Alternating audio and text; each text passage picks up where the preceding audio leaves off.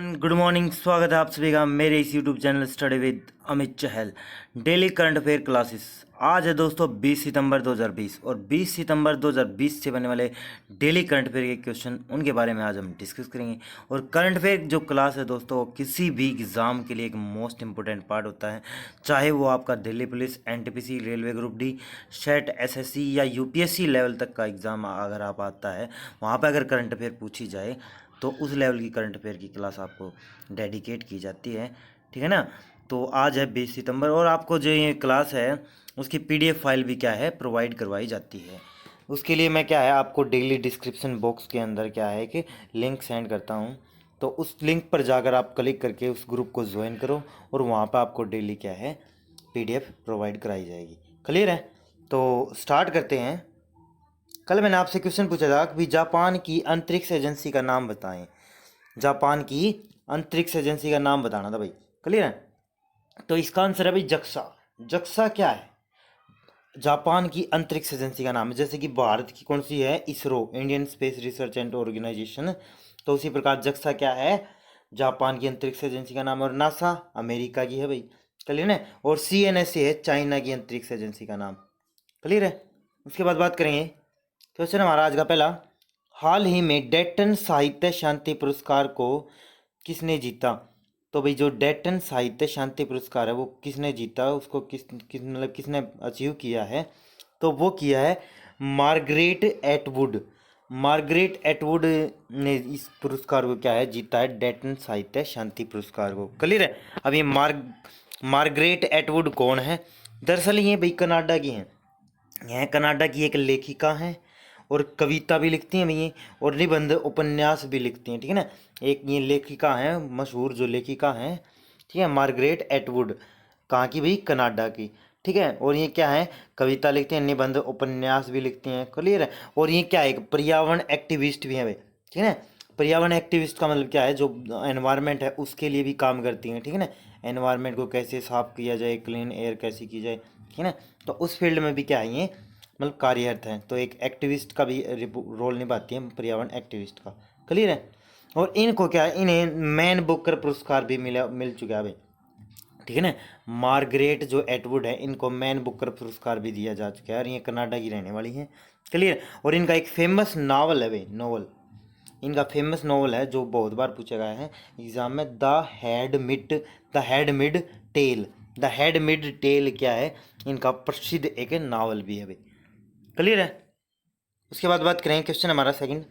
हाल ही में किस राज्य सरकार ने मुख्यमंत्री महिला उत्कर्ष योजना शुरू की है?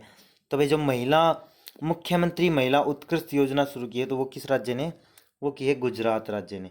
गुजरात राज्य सरकार ने क्या है मुख्यमंत्री महिला उत्कर्ष योजना शुरू की। अब इस योजना में क्या होगा?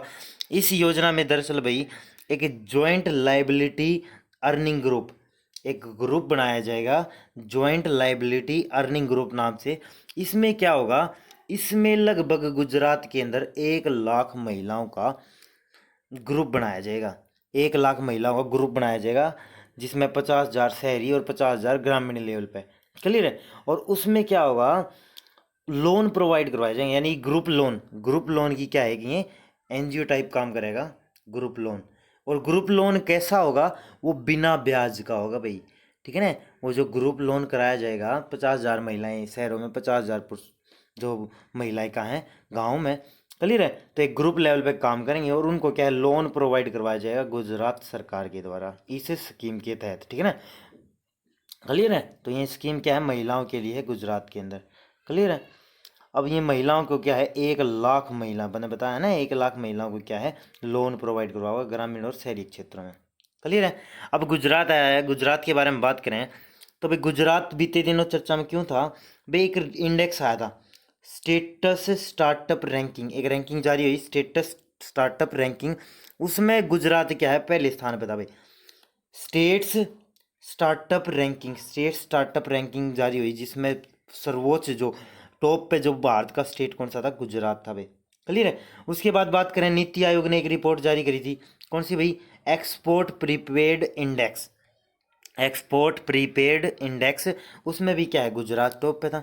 क्लियर है? और गुजरात के बारे में बात करें गांधीनगर यहाँ की राजधानी है।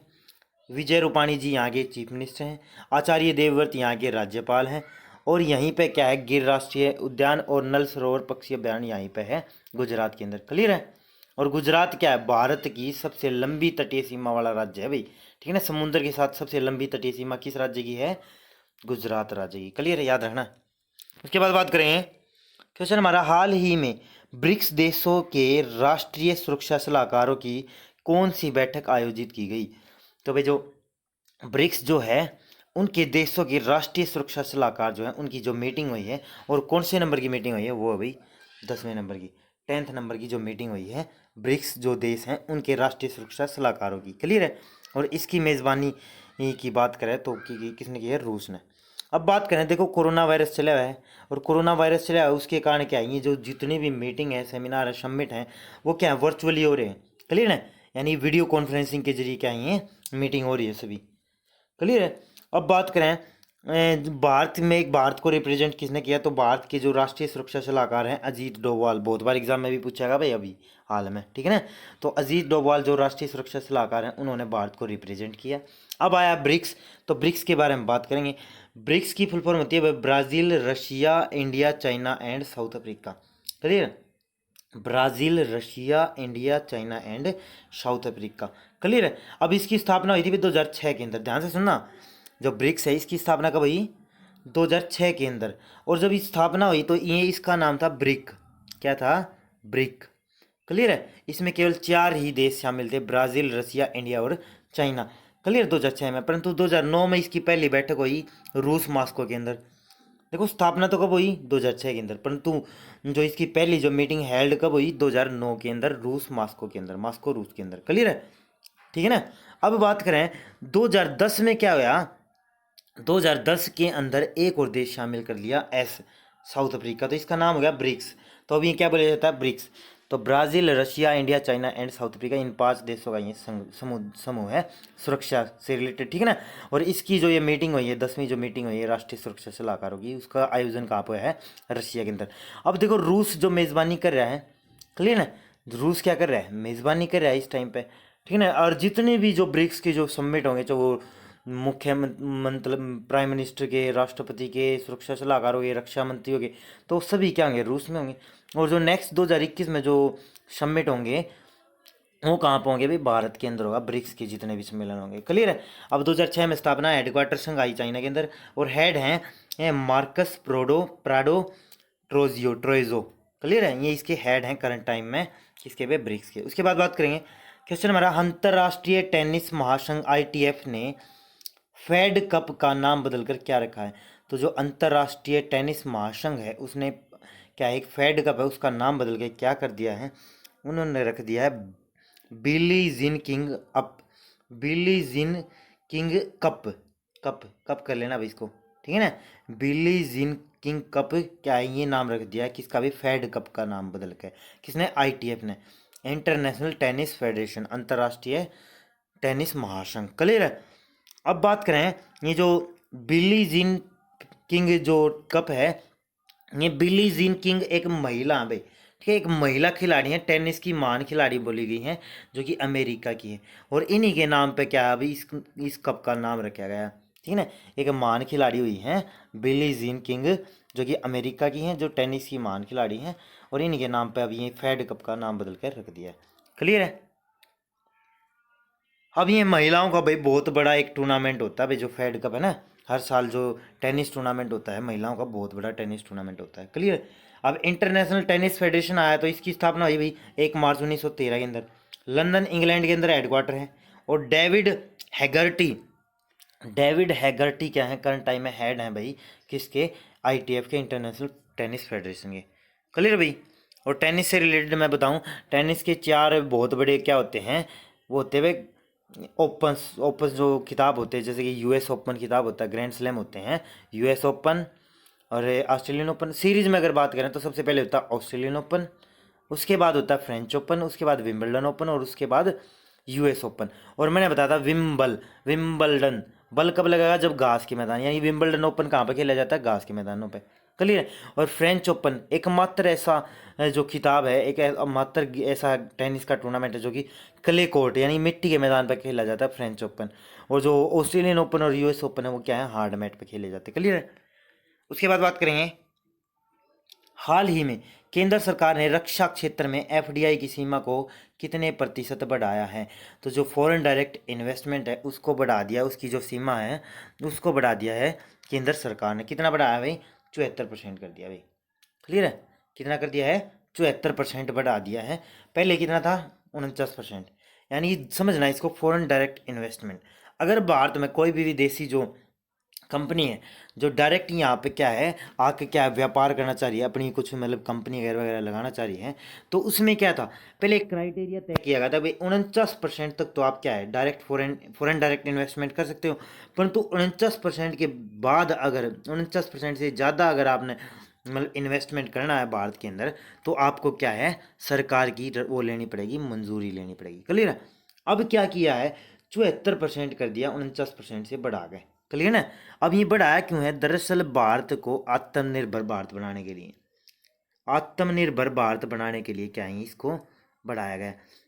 अब आत्मनिर्भर भारत कैसे बनेगा, दरअसल भाई हाल ही में क्या हुआ है, मंत्री हैं राजनाथ सिंह, उन्होंने क्या किया है 101 जो विदेशी जो वो थे ना इक्विपमेंट, जो हथियार थे, उनको क्या है मतलब उन पर बैन लगा दिया है, उन पर भारत बैन लगा दिया कि भाई ये क्या है विदेशों से नहीं मंगाए जाएंगे। क्लियर ना, इनका जो यूज़ करना बहुत मतलब गलत है। ठीक है ना। वो क्यों लगाया है, क्योंकि आत्मनिर्भर भारत बनाना है। अब जो जिन भी हथियारों पर बैन लगाया है वो है विदेशी कंपनियों की, और विदेशी कंपनी है भारत में हथियार बेचती थी।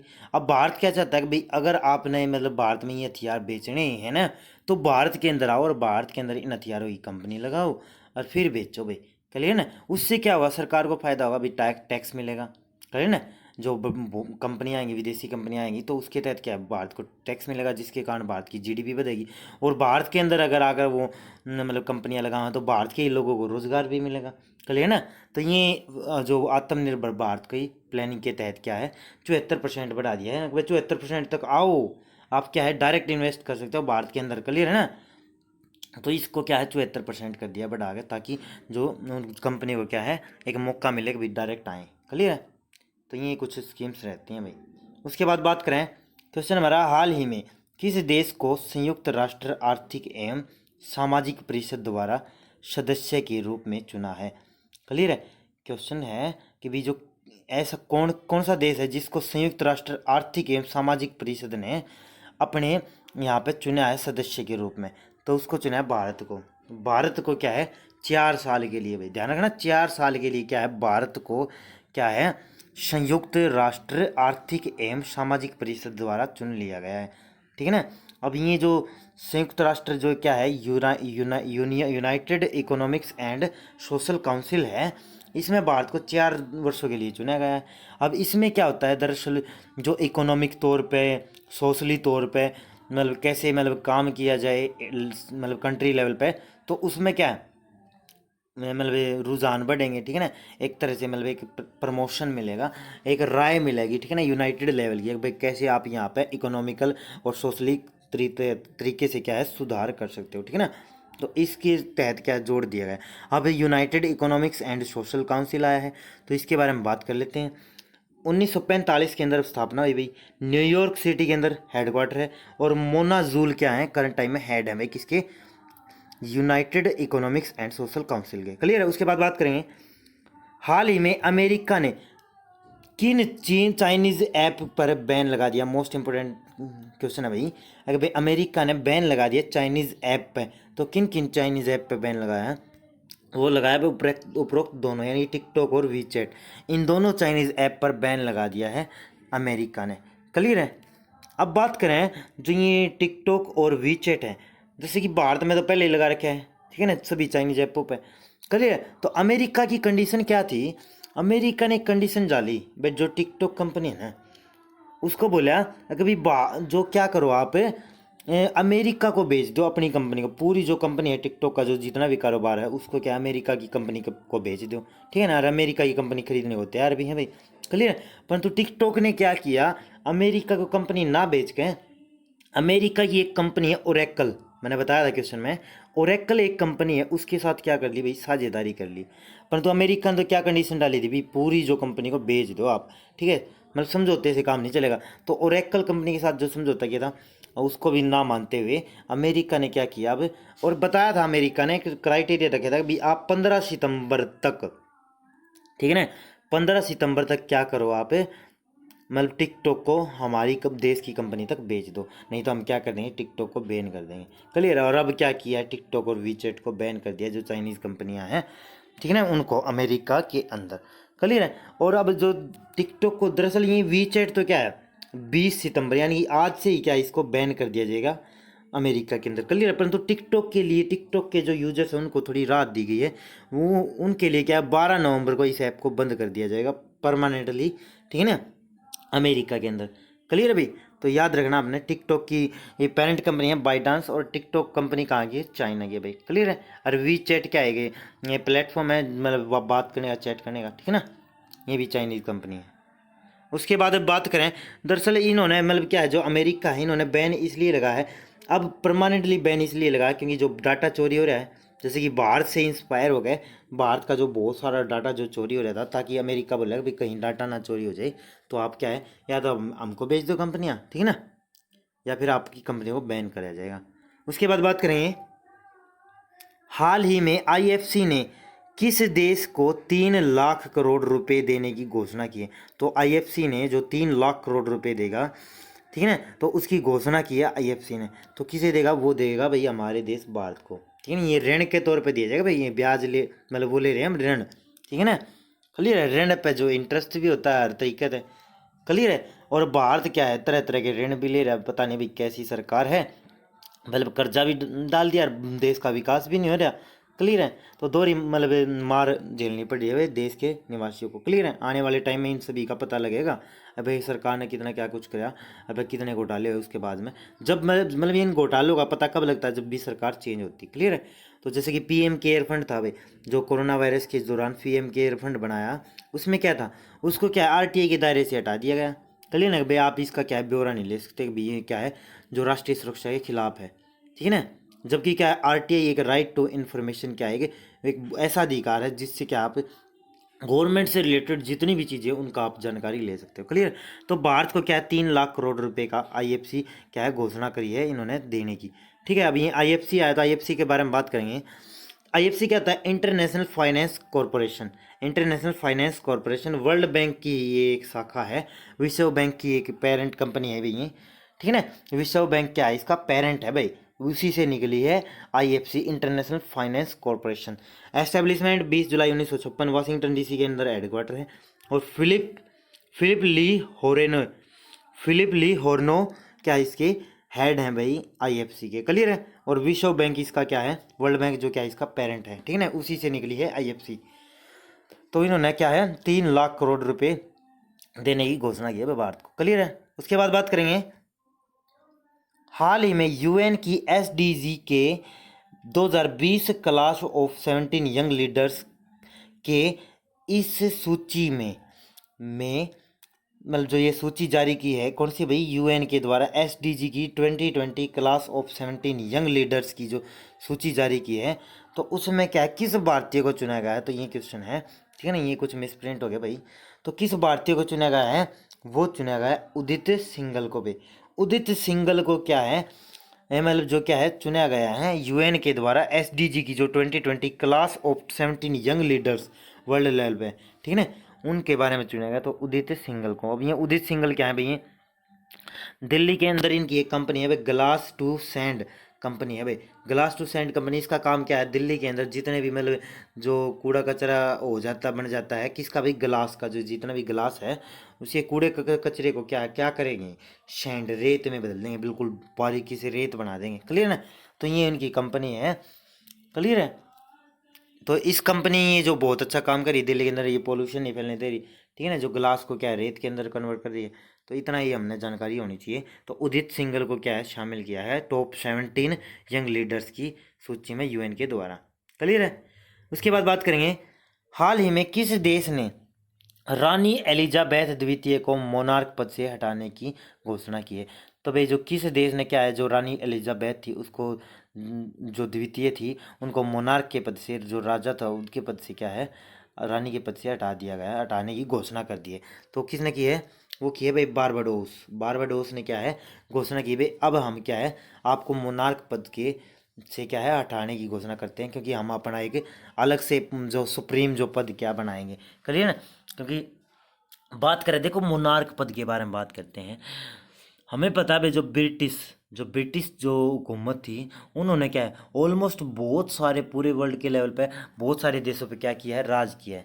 और जिन देशों पर राज किया है उन देशों को बाद में क्या है स्वतंत्र कर दिया ब्रिटेन ने।